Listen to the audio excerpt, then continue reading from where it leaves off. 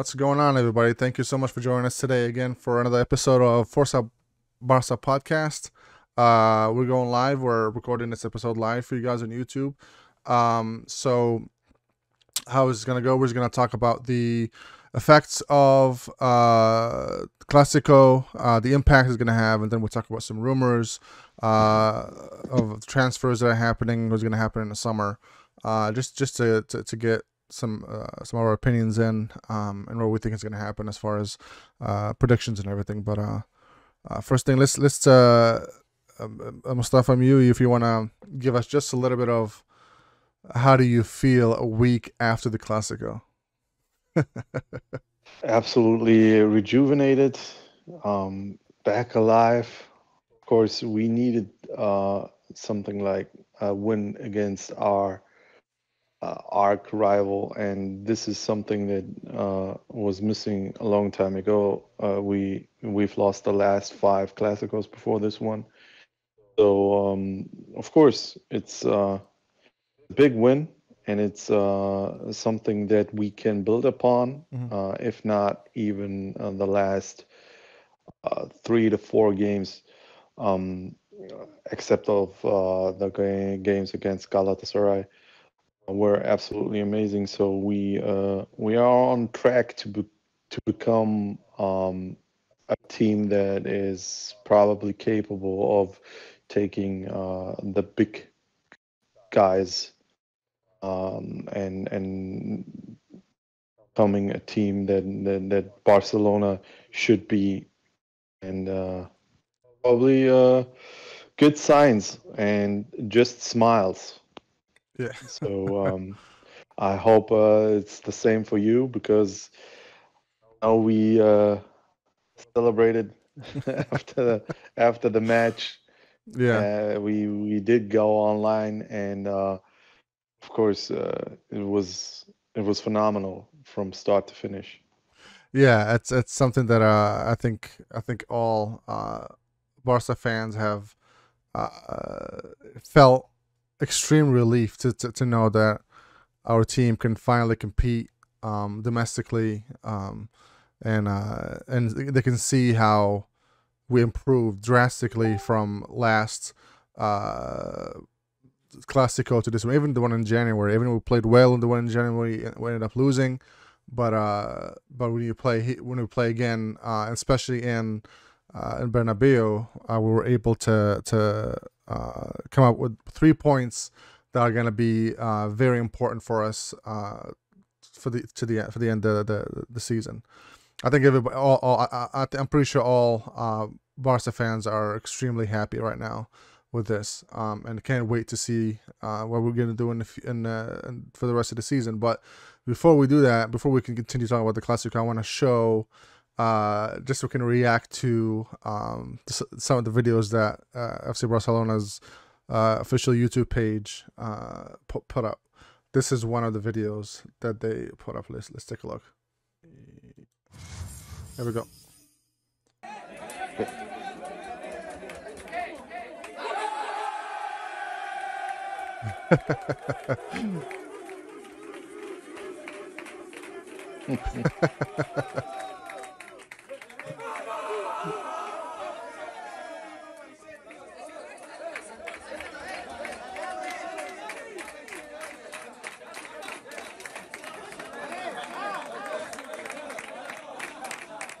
What's good about this? Javi's right there with them. You know what I mean? And at one point, he goes in and celebrates with them.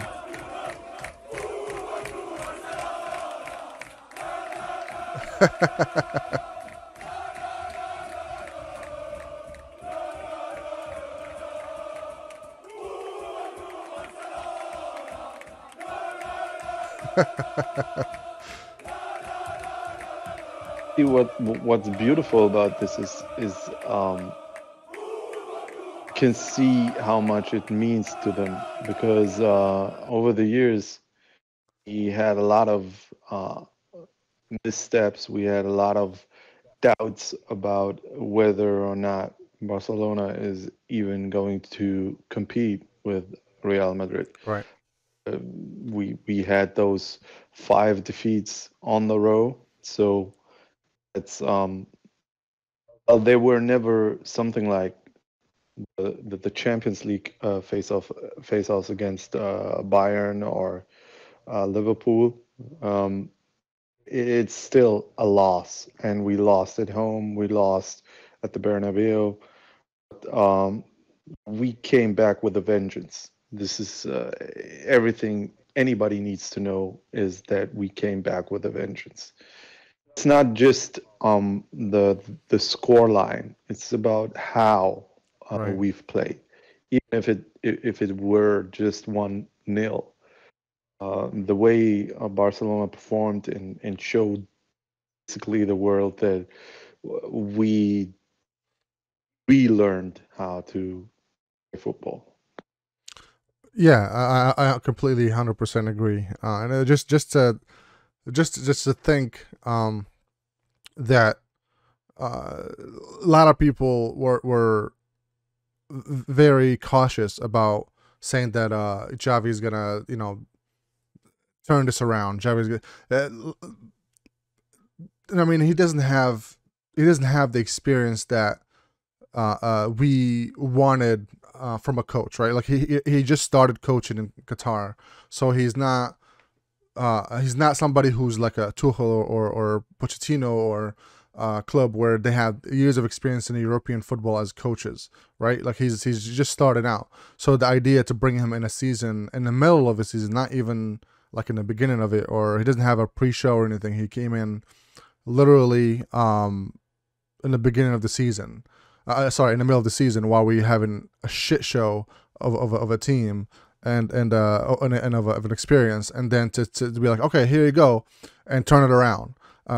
Many of us had doubts, and I think we talked about that before. And you were completely, especially the first few games, you were like, I don't think this is happening. We need somebody else who's experienced, which is the logical thing to do, right? Like when you're in a shit place, you want somebody who's experienced to try to dig you out of it. So it's completely normal for us in the beginning not to trust that Javi's going to do that. But to see within 3 months after he came in, we're playing this kind of football. Granted, we had a really, really good transfer window, but you can see the implementation of his ideas in the first few games where things are starting to shift, starting to change how we play. It's just an amazing 3 months, and I think if we had, especially if we had a really good summer transfer, we can completely change how we play next season and be a contender to win even the Champions League. I think. Okay. Yeah, well, of course, they need to continue with whatever the spark is. They need to keep it up, and they need to get the remaining points, of course, because as good as these last 3 months were, we didn't win anything. Basically, it's just 3 points, and when it comes to the Europa League, we are just we just advanced one round ahead, so nothing is won so far. So we need to have the consistency, and we need to build upon what's already there after these incredible 3 months. And like you said, I was and probably will be the biggest critic, because I thoroughly believe that sometimes it's necessary to have someone who's experienced and maybe infuses some new directions when it comes to Barcelona, because the way that we've played basically was old fashioned. It needed an overhaul. We see with Xavi right now in the last 3 months, not so much in the beginning, because he needed that time, Right. and he probably even needed those players that came in, so he can fulfill his vision. And this is basically Barcelona 2.0. So There is some. It's not a revolution, but it's an evolution. Sometimes, especially when you are in a club that has this rich DNA and style of play, and of course, if you go to the Camp Nou and you're a Barcelona fan, you want to see a show. You want to see good, beautiful football. This is what we expect. And even the last year or even 2 years, it wasn't the case. It was always just the individuals, mostly Messi, that created magic. But it wasn't like a team effort. But right now, it's a team effort. You can see this. It's beautiful football played from front to back. This is what we need. This is what we all were wishing for. I agree, and I think I think we only have we only have a few months before we can see a whole different dynamic again. Because I think in the summer we'll be able to a lot of the players will be gone. I think that Laporta and Alemany gonna go do an overhaul of the actual team, and some of them are contracts are ending, like Dembele, like Sergio Roberto. I'm not even sure if they're going to renew him. I don't think it's a good idea to renew him, especially if he wants to be a starter, especially with the wages he's asking for, rumored to be asking for. But I think we'll see other players come in that will fit Javi's system better. It'll be something that players that he wants. I think that's gonna make a difference, because coming in, I don't think he had a lot of say. I mean, he definitely didn't have a lot of say with the players that were already here, but the players that coming in, I'm sure he had a say in that. So I think having an inputs for him in the summer, this is what I want. And it's Xavi, right? If he says I want that player who's gonna fit in what we're doing, he says that for a reason. So I think the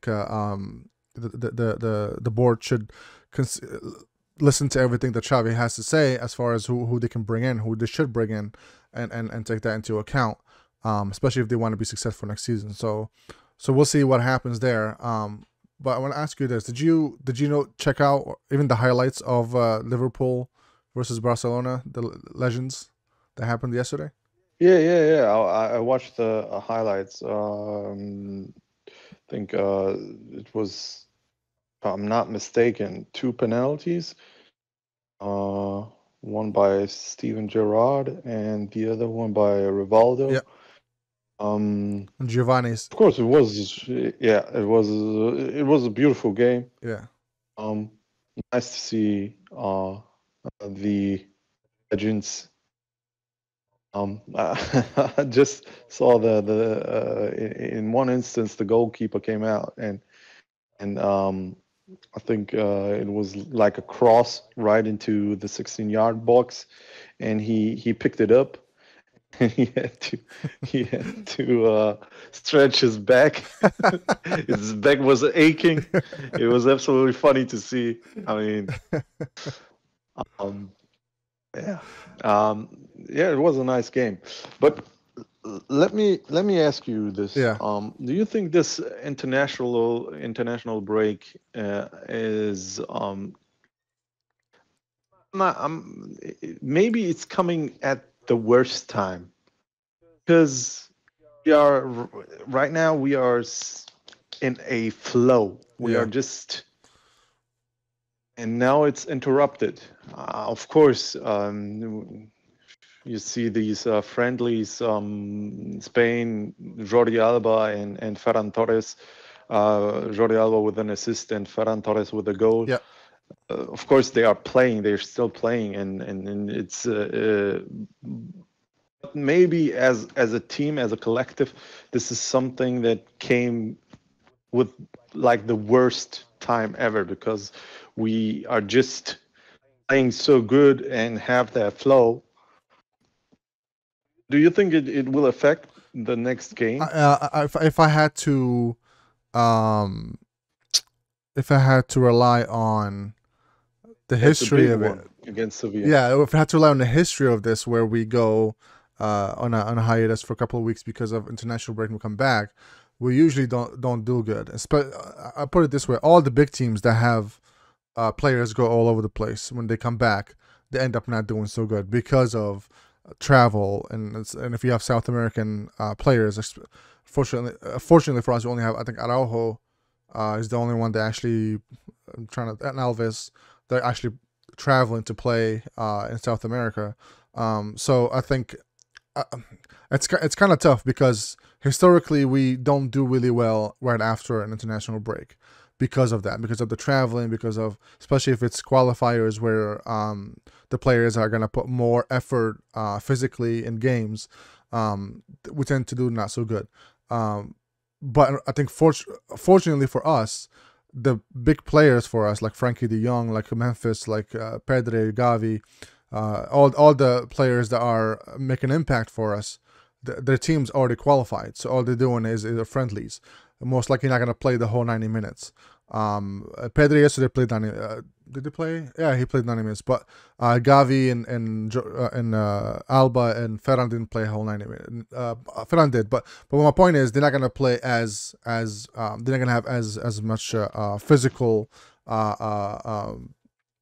effort. They're gonna put as much physical effort in these games as if they were qualifiers. So that's the good thing about it. But if I had to be realistic, I'd say this puts a dent on our chances to win the next game. But I still think we'll, especially because we're playing in the Camp Nou, I think we'll be able to win it. Maybe not by 4-0, Of course. but we'll be able to win it. Well, that's now the standard. We need to 4-0. Nah, I'm just kidding. It's going to be a difficult game Yeah. because for Sevilla, they basically fucked up the last 3 games, and it's probably the last chance to even get into it's not really a fight, but if they want to even have a chance for the league title, they need to win this. Right.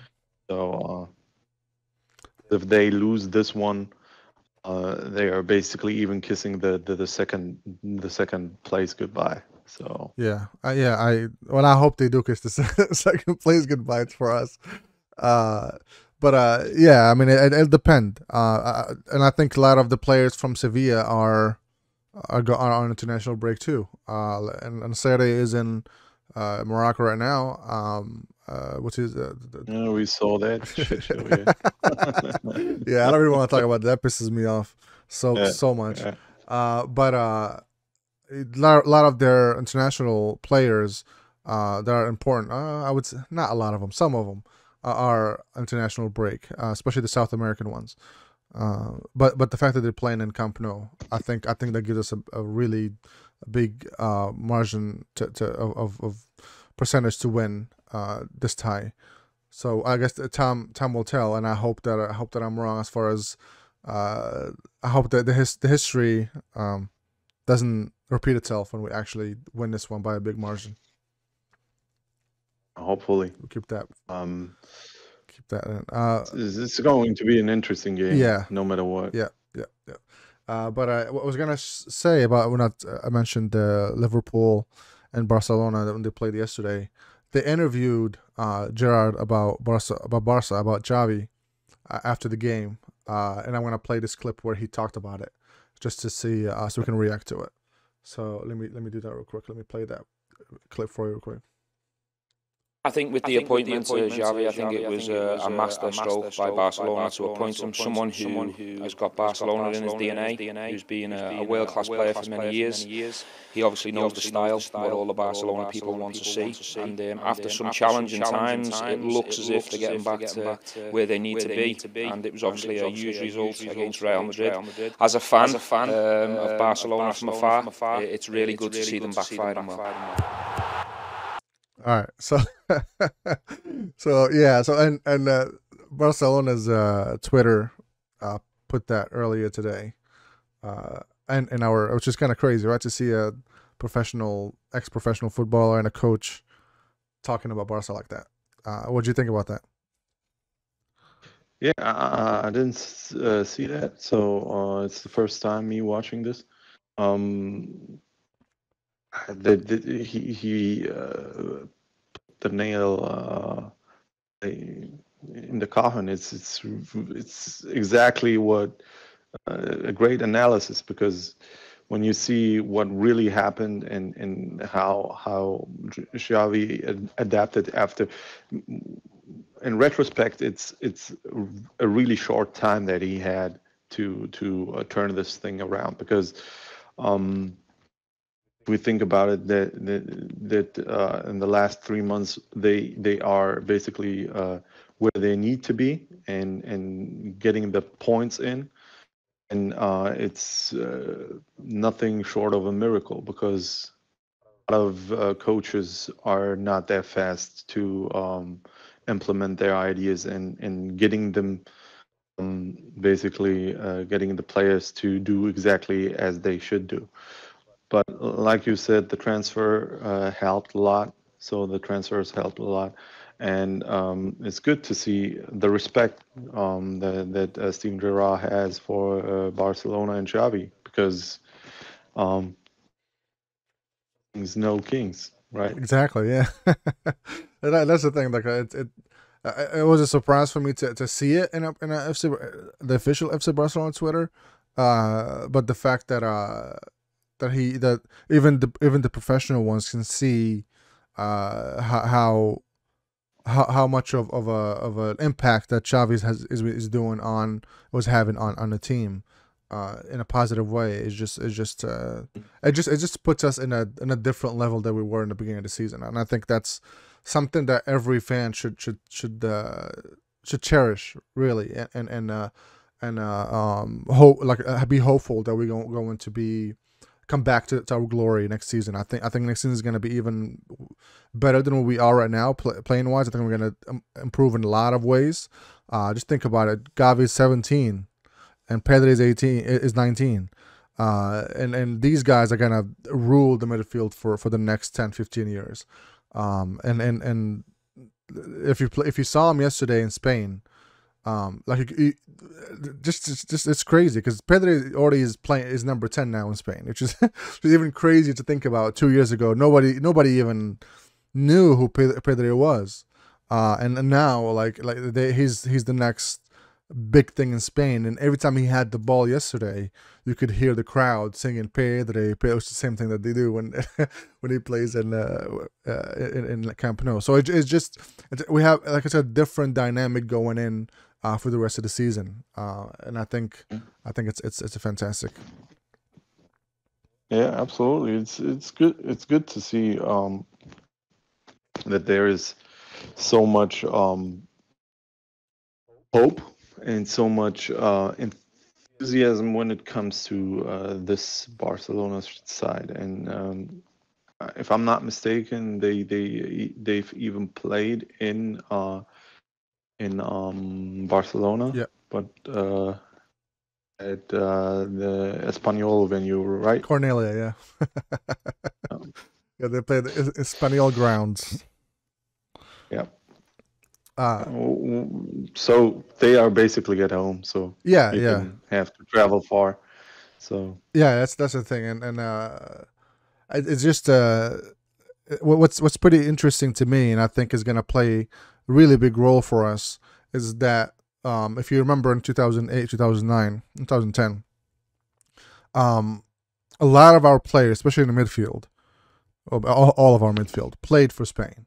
Busquets, Xavi, Iniesta, Cesc at one point. So like they were implemented in PK, and so that we had, like, the majority of our Spanish players were playing for the national team, which means they played together in the national team too. So they played. So it's more of the bond was even stronger, and like they communicate even better. Everything improves when they when they play with each other all the time. So when they play with each other in the Spanish team and then in Barcelona, so it's more of you know exactly where they're gonna be, you know exactly how they play, and you develop that trust when you play with each other. So I think within the next year, having, especially if Nico can get in too, having Nico and Gavi and Pedri there and Ferran, and Jordi Alba, so and Busquets, so like I think that's gonna Ansu. and Ansu, yeah, when he comes back. So I think it's gonna be I can already see us in 2 years dominating Europe with these players of this day. So I think I'm super excited for that. And it's like a history repeating itself from 2009. And to think that especially seeing these young guys coming up, playing so well for Barcelona, and Lucho acknowledging this. I mean, Luis Enrique, Lucho is absolutely he's amazed by these young talents, Gavi, Pedri, Ansu, and even if we talk about Dani Olmo, who knows these players, they have a connection. They grew up together, so they've played for the youth of Barcelona, so they know each other. This connection is the same with Cesc Fabregas. He wasn't always at Barcelona, but they knew each other. So there is a certain DNA that these guys had, and this is how they basically conquered Europe back then, because it was Barcelona players and Real Madrid players, some from Sevilla, but it's always you have to have that chemistry between the players to have a great team, and this is always the case. That's why 90% of the German squad plays in Bayern Munich. It is it is a fact. It is, yeah. You know, every time they've won something, you have like 80 to 70% Bayern Munich players. Yeah. So because they know each other, this is just the chemistry between them. So it is going to be interesting for the national teams as well as for Barcelona, if we can keep the players and keep them happy. Yeah, no, I 100%. It's going to be difficult to keep all this talent because these nouveau riche clubs in Europe, they are not playing around. They are going in and coming in with money and trying to persuade our players, and it's going to be difficult to keep them. Yeah, and especially if they perform like this. And you can see that with Araujo, right? Like all of it, already, you hear teams from like City and United trying to get trying to sign him this summer. So it's we really need to protect these kids that are coming up, and especially kids like Araujo, where his contract expires next year. So we need to do everything we can to try to lock him in for the next 5 years. It's because it'll be a disaster if you let him go. Like I think Gavi, I'm not worried about Gavi. I think they'll be able to work something out. But with Araujo, I really hope that they can figure something out. I know there's a lot of rumors about him not happy with what Barca's offering. But all those rumors, I mean, in every rumor, there's a little bit of truth in it. I just hope that whatever is happening is just negotiating, and some people are leaking the actual information, and it's not 100% accurate, because that's negotiation, right? You go back and forth. This is how much. No, this is how much. Yep. So I just hope that in the end they're going toward a milligram where everybody can be happy about it, and not staying this new generation that's coming up, and I think Araujo is in the middle of it as one of the top players that we're gonna have for the next 10 years. And I think we should really lock him down and pay him what he's deserved, and for him to be happy with us. When it comes to Araujo, I gotta say this, because even when we were not performing on the Kuma, you could always see his potential. He was one of the very few, when it wasn't going so well, that always gave his all. Of course, he had some bad games, but that's a given. You cannot perform every time, every game. It's not possible. But what this kid does, and it's clear to me that he will become one of the best defenders worldwide, and I'm talking worldwide. Mm-hmm. He has that physicality. He got that pace. He got that that threat when it comes to heading the ball and even up front. And he has some good shooting too. Uh, some say even better than Adama Traore. But whatever the case may be, it's very important that we keep him, and even acknowledge his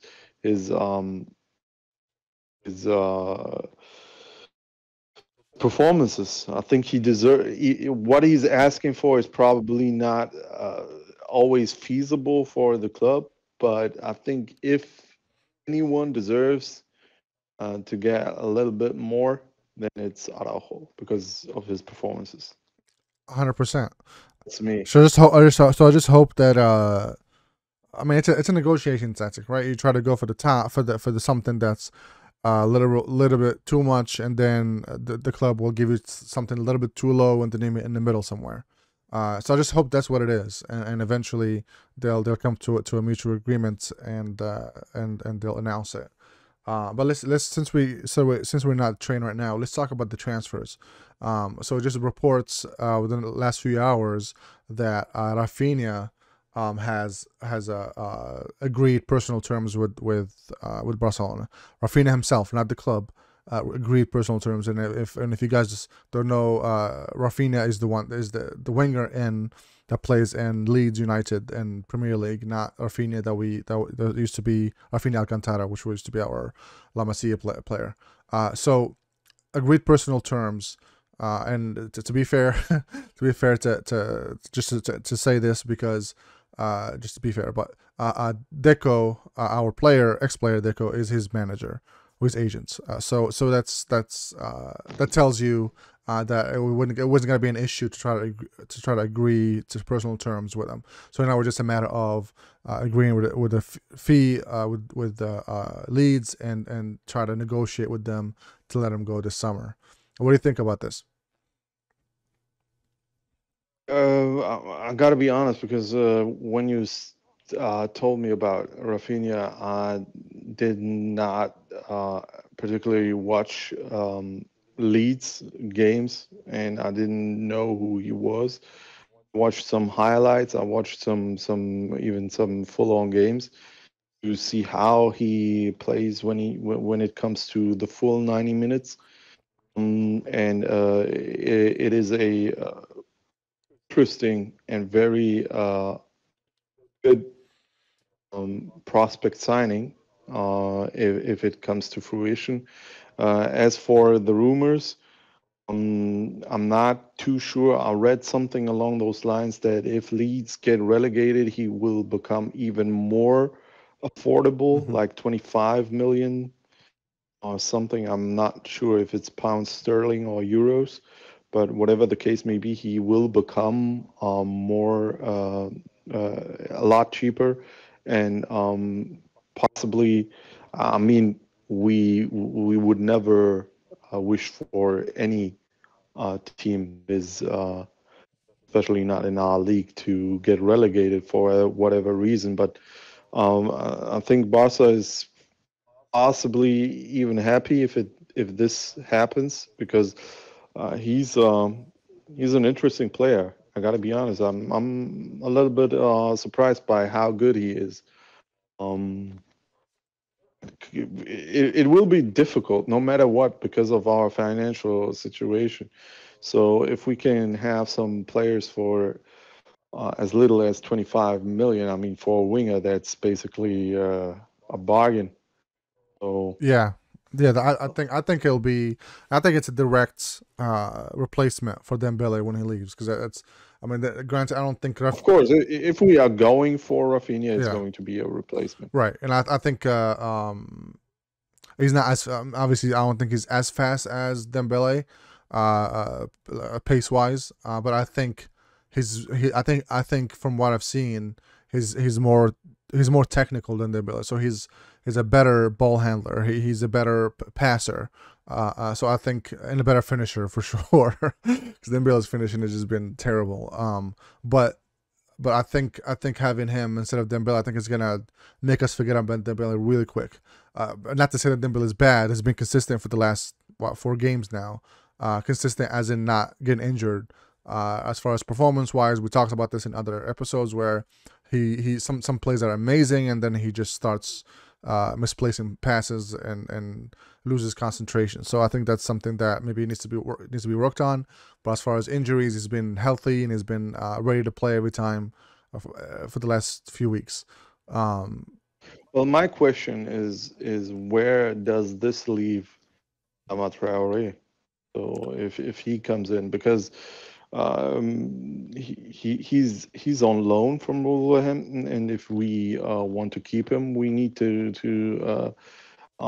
spend some cash on him. And if it's true that Rafinha is going to come in for 25 million, that's a lot less than we would pay for Adama Traore. So where does this leave our dear brother Adama Traore? I think we should still keep Adama, to be honest. I think we should still try to get him. I think he'll be a great asset to have coming in from the bench. I think it's in some games. I think it'll be better even to start him instead of Rafinha. It depends on how who we're playing, but I think Xavi will be handling that. But as far as keeping him, I really think that we should try our best to keep him, because I think he's going to offer us things that other players don't have. He's fast, he's physical, he knows how to bully defenders and try to disturb their peace, to disturb at least grab 2 players to him and leave some space for the other forwards. I think it's to try to keep him. Granted, not to break the bank. I think it's 30 million is the option to buy, but I think Mendes is his agent, which is basically the agent for everybody that's at Wolves at that club. So I think we can still work something out, hopefully, where we don't have to pay the whole amount, and maybe they can do something to keep for them to keep. I think who does they have the player that they have from loan from us? Trincao, yeah. Francisco Trincao. Yep. So they have Trincao. So maybe we can work something out where they can keep him, and then reduce price for Adama maybe. But I think I still think he will be a great asset to have next year. Yeah, I totally agree, because we cannot let Dembele and Adama go. Right. So that would be, even if Rafinha comes in, we know players get injured. So basically, if Rafinha would be injured, then we are basically back at square one, and it cannot happen. So we need to have a broad squad, so we can have some players that bring different assets to the table. So hopefully Adama stays, and if Rafinha comes in, the better is for the club. Yeah, I hope so too. And I think it's I mean, it's rumors, right? That everything is ready to go, everything, but anything can change at any minute. But we hope that this has truth in it, and I mean, we don't hope any clubs get relegated. But if they do end up getting relegated, then it's good for us as far as the price. But if they ended up staying up, I hope they still can work something out where we don't have to pay 70 million to get them, and pay something cheaper than that to try to get him, especially if he's asking to leave. So I wanted to talk about something else. I wanted to talk about, and it's something that I think a lot of our fans have been asking for, not from us, but from the club, asking next year that it happens, which is the return of our GOAT, Leo Messi. It's a lot of, and you can see. I don't watch all PSG games, obviously, but I've seen some games just to see how he's doing. And man, I mean, he still has the touch. He still has, he still passes. He still his assist, I think, is great. Like he still knows how to come up with assists and be creative.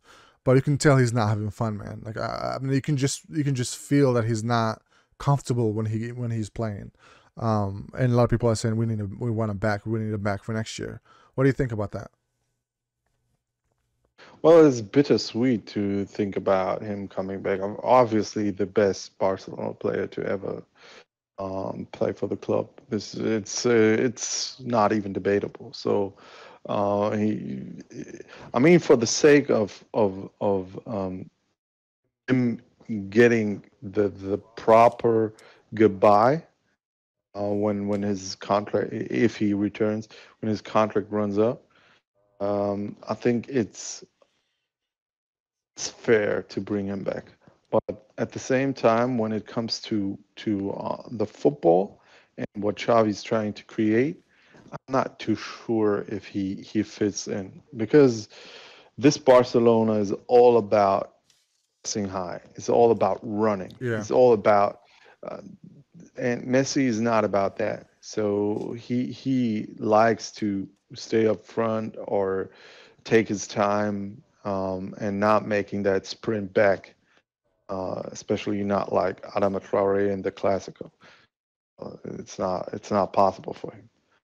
Physically, it's not possible. So and we cannot ignore the age. So of course we have Busquets, of course we have Piqué, of course we have Dani Alves, but at the same time, it's going to be difficult for Xavi, and you cannot let the greatest player of all time and the greatest player of this club sit on the bench for like 60 or 70% of the season. It's not going to happen. So he's got to play.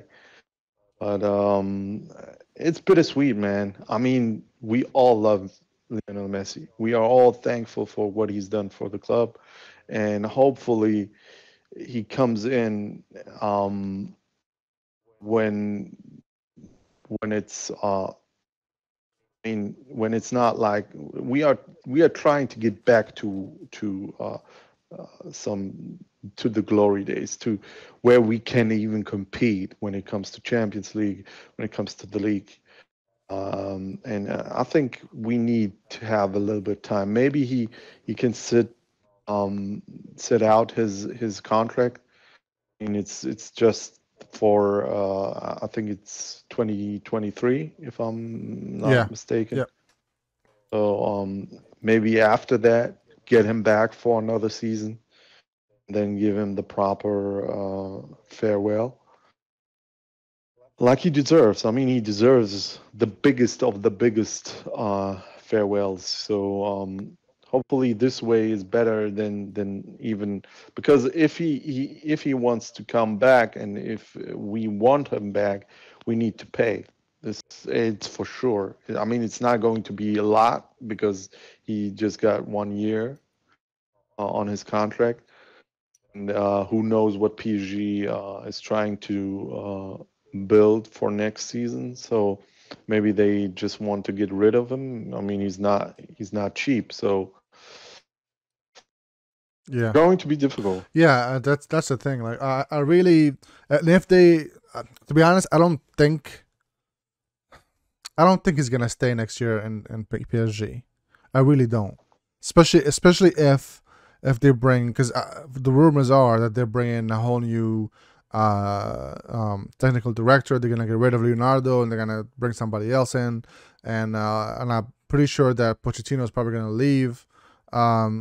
So it's gonna be a whole different dynamic. And Mbappe's leaving, so I think they're going to try to rebuild the whole squad. And if that's the case, I don't think Messi's sticking around. Especially if Barca somehow decide, you know what, let's bring him back for one more season, where he's not the star of the field. He's not the one who's playing every game. He's gonna be more of an impact player coming in the last 15-20 minutes. And if he accepts that role where he's mentoring the kids and actually being a role model for them there and try to nurture the new players and all that stuff, then that's something we definitely should take.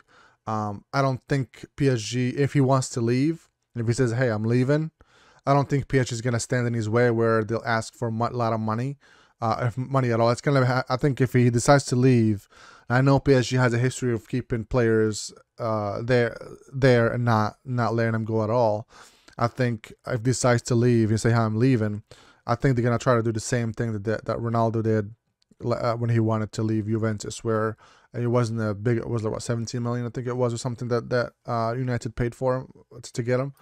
So I think it'll be something similar where they're just gonna be the wages that he's on are basically gonna be relief. I mean, at PSG they don't need the fucking money, right? Because it's an oil club. They don't need the money, but I think it's more of they're gonna try to end it amicably, hopefully like that, like not put any not end all the problems that they had with Barca if that happens. And Madrid will be the new Barca for PSG. I mean, they fucked them in the Champions League. They should lay off Barcelona and just stick to fucking around with Real Madrid for a while. So yeah, I hope he comes back this summer, just to have that proper good, because I don't think he'll come back in 2 years for the whole season anyway. I think he'll be too late. I think he's gonna want to go and play in the U.S. or go back to Argentina and finish the team where he started, with the first team he started with. But I hope they bring him this summer, just to and to be agreed upon that he's not gonna be somebody who's gonna play all the time. And I think Xavi, I'm sure he'll be able to convince him of that, where he'll have more of an impact coming in as a sub. And I hope that happens. I hope that he fucks off from PSG, because PSG is fucking trash. Look at me. Totally agree, but at the same time, I'm very skeptical about this. I'm skeptical when it comes to PSG, because if they let him go, it's basically they are admitting just fucking up really bad, and of course it's about financial stuff. So of course, Messi probably has more money than he needs anyway, but this contract is lucrative, and I think he's probably going to stay that year. And I wouldn't say that after 2000, in the summer 2023, that it's going to be too late, because then that role is probably justified more so than now, because let's not forget, even though he's 35, when he will come back, it's still 35. It's not like he's 38 or 39, where he doesn't play a role anymore and he needs to come off the bench. He's still 35. He's not going to say, okay, I'm just sitting on the bench and but if he's unhappy there, he's not gonna perform.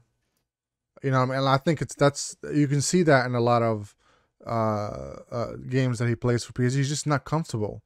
He's not when he has the ball. Right. You can feel something is after off. they've booed him and Neymar. Right.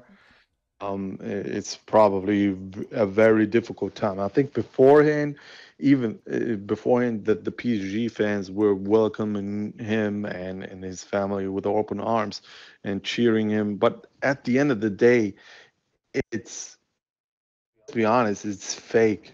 It's just because he's a big star. They don't love him like we do, man. Yeah.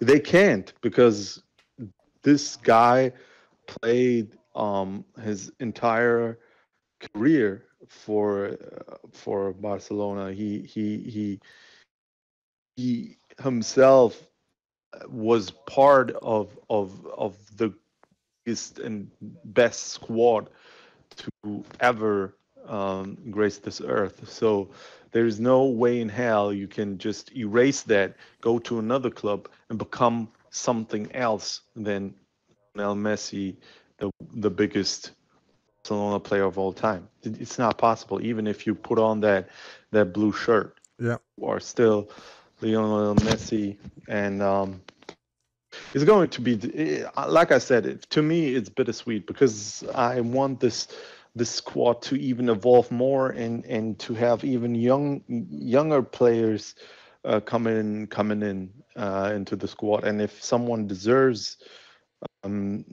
getting into the first team from the Barca B, then I'm all for it because this is the Barcelona way. We need to rejuvenate everything all the time and not stagnate like we did 5 years ago. Yeah.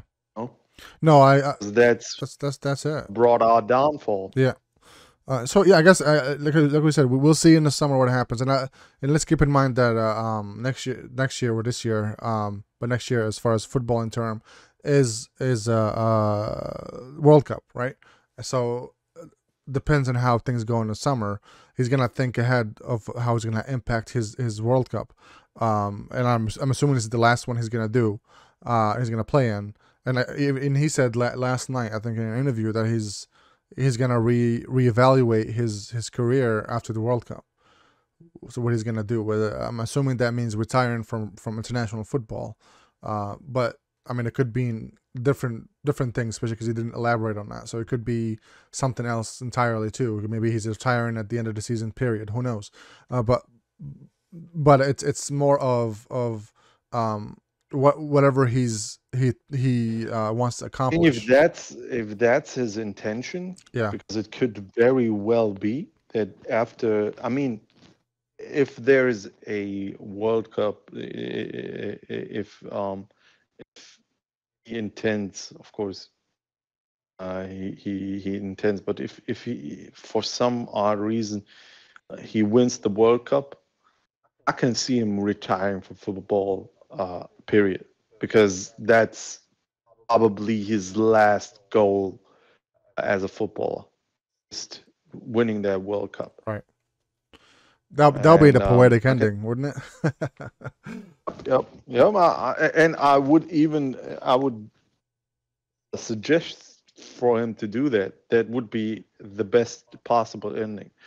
When it comes to he has to decide beforehand whether he's, because I think the World Cup is in November, right? Yeah.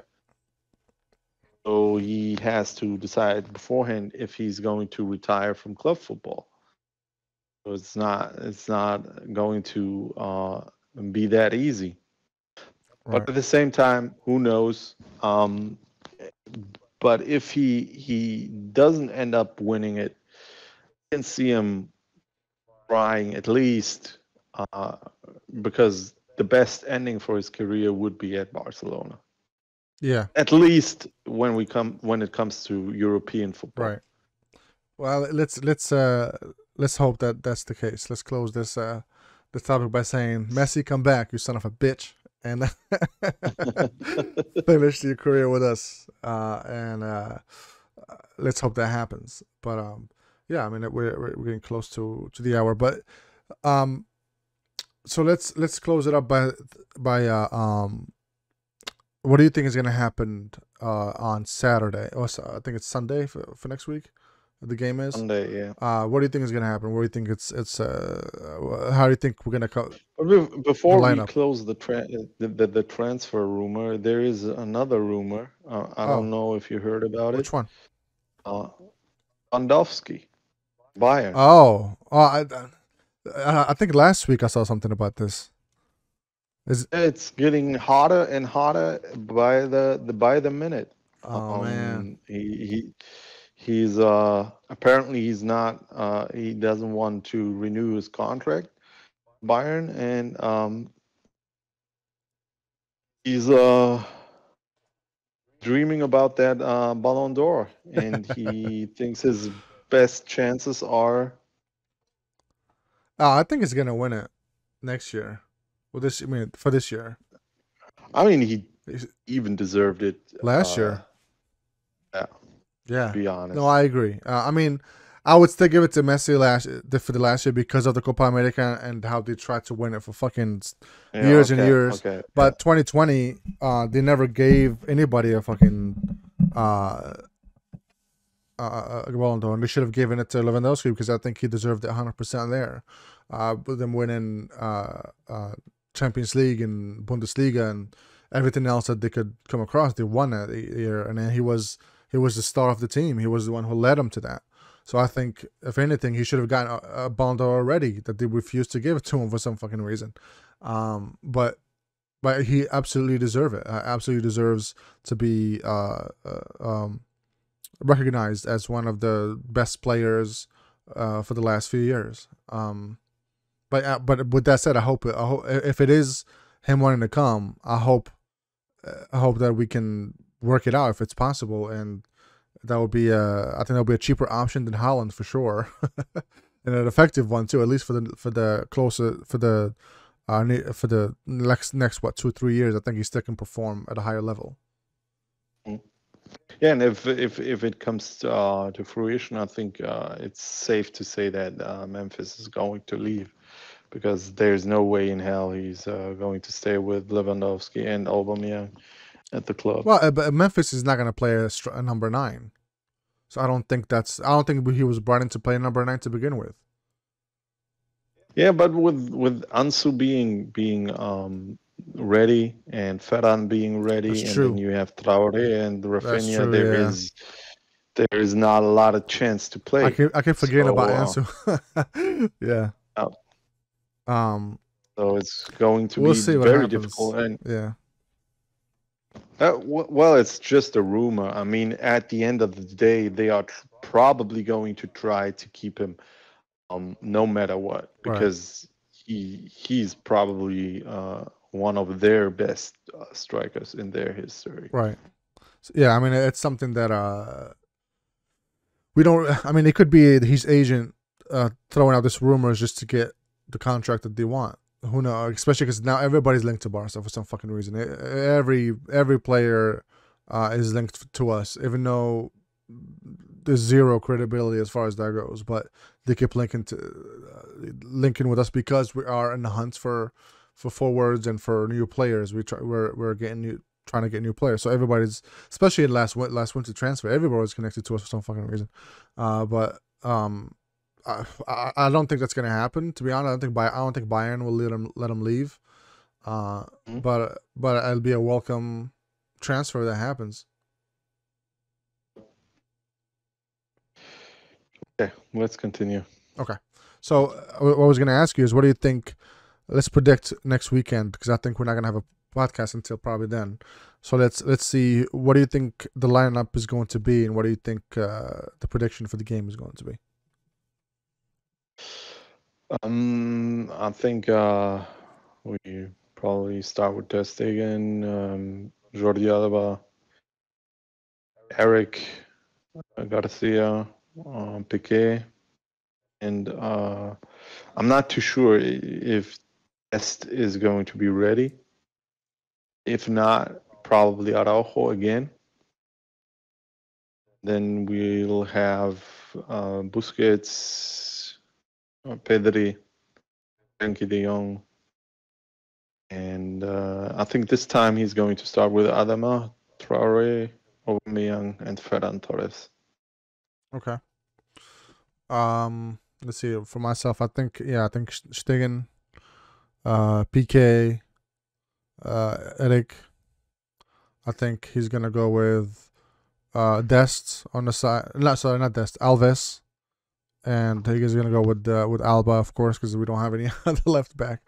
But I think Alves instead of Dest, just because he said that Dest is not gonna be ready. I don't think we should play Araujo just because he's playing for Uruguay this week, and he's traveling a lot. I think we should rest him and get him ready for the game. I think we're playing the week after that. We're playing in Germany, so I think we should not play him. Maybe play him in the last few minutes, but not risk him in the beginning, just so we can have a strong lineup for Frankfurt. But yeah, so Alves on the right back, Busquets, Pedri and Frankie, and then I think Adama is gonna play there too. Adama and Aubameyang and Ferran Torres. And I think we'll fucking smash them.